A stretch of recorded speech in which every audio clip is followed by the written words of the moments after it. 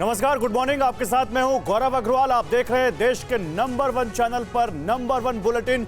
और हमारे साथ हमेशा की तरह एक बार फिर एक बड़ा पावर पैक पैनल है जिनसे हम बात करेंगे रूस यूक्रेन युद्ध पर। एक एक दिन आगे बढ़ते हुए रूस और यूक्रेन की जंग 32वें दिन पहुंच गई है। बहुत कुछ अनुमानों से काफी अलग हो रहा है।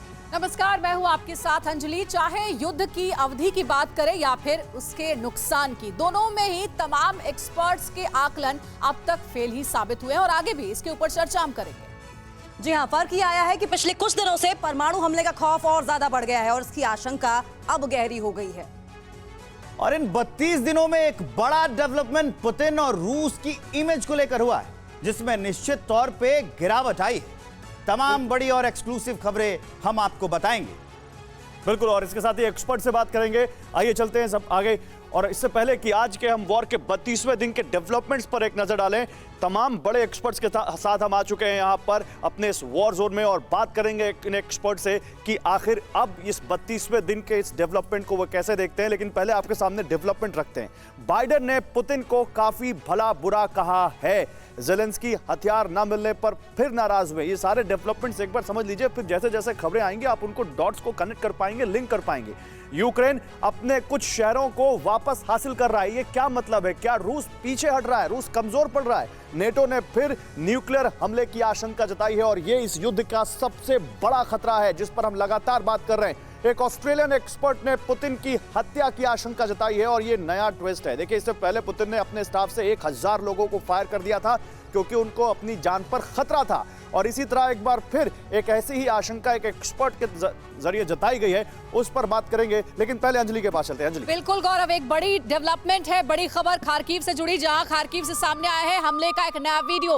लेटेस्ट वीडियो आपको TV9 भारतवर्ष दिखा रहा है। जंग के मैदान में कैसे हालात बने हुए हैं और ये देखिए, खार्किव में यूक्रेन रूस के बीच भीषण जंग जारी है। खार्किव में भारी नुकसान हुआ है और जो हमला किया गया है रूस की ओर से, उस हमले का ये नया वीडियो आपको दिखा रहे हैं।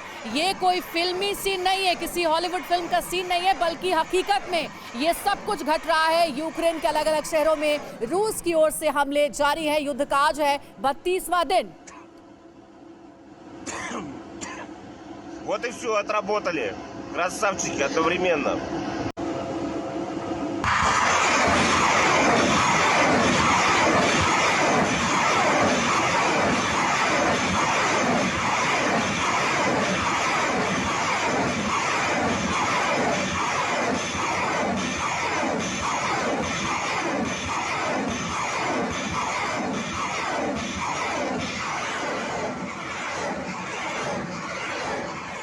और देखिए, एक और बड़ी खबर। डोनबास में रूस ने ताबड़तोड़ रॉकेट्स दागे हैं। मल्टीपल रॉकेट लॉन्चर सिस्टम से जबरदस्त हमले कर रहा है रूस। देर रात भारी बमबारी से डोनबास कांप गया है। लेकिन डोनबास पे रूस किस पर हमला कर रहा है? रूस हमला कर रहा है यूक्रेन की फौज पर, जो वहां प्रो रशियन सेपरेटिस्ट से लगातार लोहा ले रही है, क्योंकि डोनबास के 2 इलाकों को, लुहांस्क और डोनेट्स्क को, रूस ने 2 देशों का दर्जा दिया हुआ है और वहां भीषण संघर्ष चल रहा है।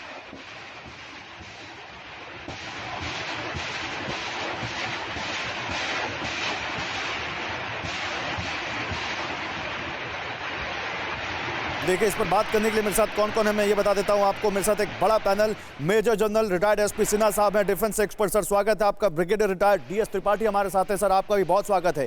Colonel US Rathore, doctor professor Anshu Joshi और डॉक्टर संदीप त्रिपाठी, आप तीनों का भी बहुत स्वागत है। लेकिन जनरल सिन्हा, आपसे शुरुआत करेंगे। सर, 32वां दिन, बहुत सारी अब एनालिसिस हो रही है इस युद्ध की और रूस को लेकर बहुत सारे कयास लगाए जा रहे हैं। पहली बात तो ये कि इस 32वें दिन को आप कैसे एनालाइज करते हैं और क्या वाकई रूस कमजोर पड़ रहा है? देखिए, 13 दिन में हम लोग बांग्लादेश जीत गए थे।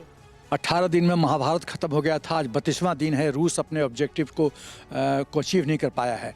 इसके 2 कारण हैं। देखिए, किसी भी वॉर का 2 पहलू होता है, ऑपरेशनल पहलू और लॉजिस्टिक पहलू।